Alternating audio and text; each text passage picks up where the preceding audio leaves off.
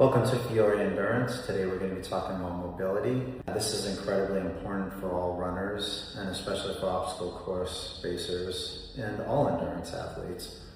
This is something that I've incorporated within my training, so enjoy. We'll begin by the ankles.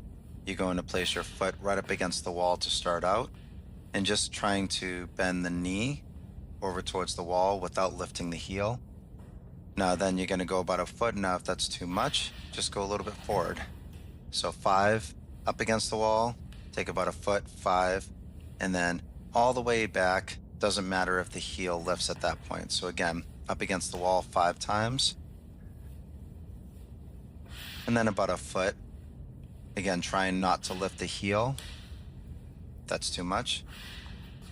And then doesn't matter if the heel, and this is really great for that forward and backwards or anterior posterior. Then we're going to do 5 circles in each direction with the ankles. Once we're done with the circles, we're going to pump up and down.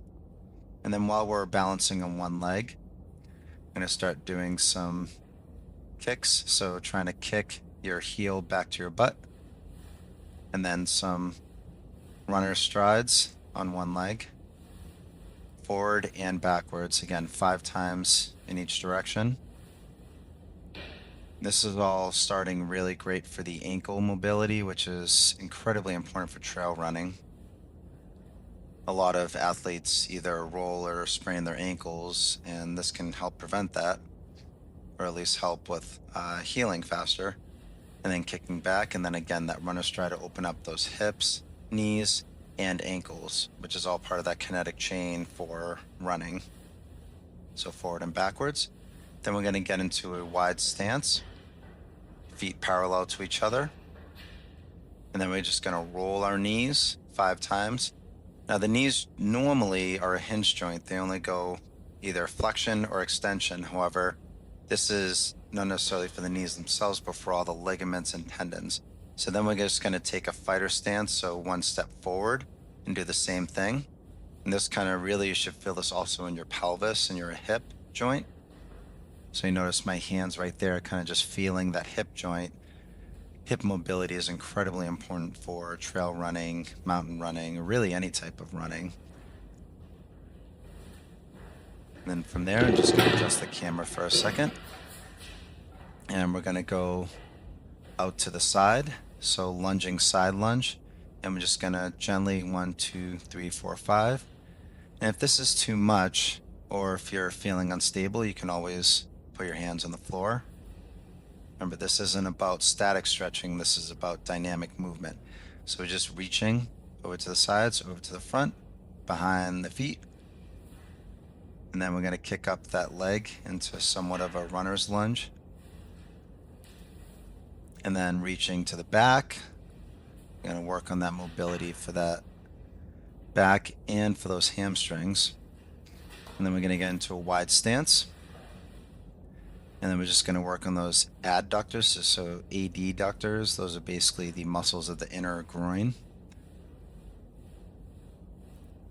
Those generally we feel during really heavy squats or for sprinting. We're going uphill. And as you can see, 3 times back. And then we're just going to get into a really deep squat and bounce 5 times.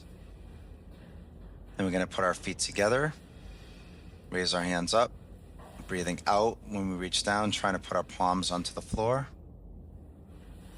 If this is too much, you can always bend your knees a little bit to help you out.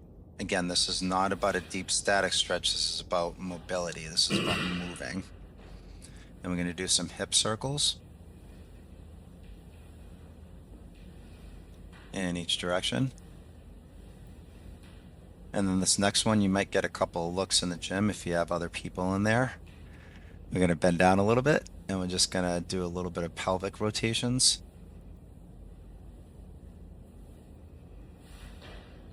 And then from there, we're going to do anterior, so basically going to put our foot out to the front in 5 circles. Now again, if you're still working on your balance, which we'll show in the other videos for your training, you can always just hold on to something. This is not necessarily balance, although everything we do should incorporate another type of training in it for time's sake. So then we're just going to do lateral to the side again 5 times in each direction. 5 times in each direction. Now following this, if you're still feeling stiff in your hips, we can either do front or back straight leg, but for right now we're just going to show kicking to the butt and then some rotation of the spine. Now in this video I don't have a PVC pipe, but you can also use that or rope or something to kind of get more of a stretch in there. And then we're going to work on our upper body, so we're going to tap our upper back and then extend all the way back as far as possible. And then we're going to do 5 circles to the front, shoulder circles, and then 5 to the back. And from here, we're going to start doing some scapular shrugs.